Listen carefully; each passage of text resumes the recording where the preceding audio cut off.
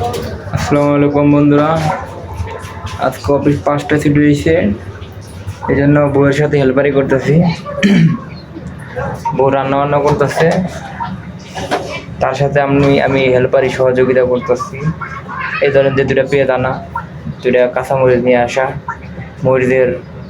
মরিচ বাটার প্লেটটা নিয়ে আসা, গুটিয়ে গিয়ে দেওয়া, ভাত মার গালানো, চুলাটা বন্ধ করে দেওয়া, শাক বাছা।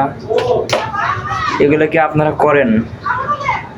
এগুলো করবেন, এগুলো করলে মহব্বত বাড়বে, না হইলে অনেক কথা শুনতে হইব, অনেক ওয়াজ শুনতে হইব, অনেক ক্লাস করতে হইব।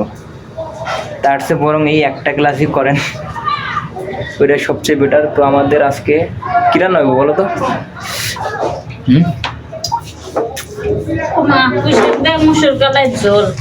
যে আপনার বাবু কইতেছে পুঁই শাক দিয়ে মুসুর কলার ঝোল হবে।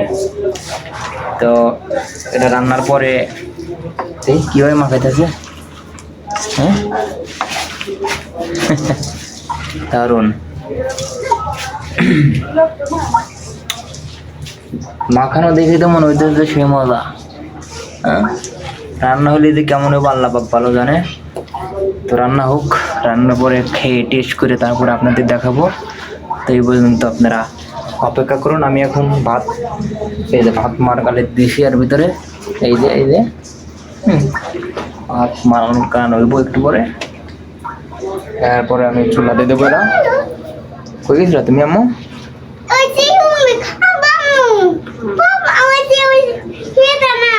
কোন মেয়েটা? কোন মেয়েটা?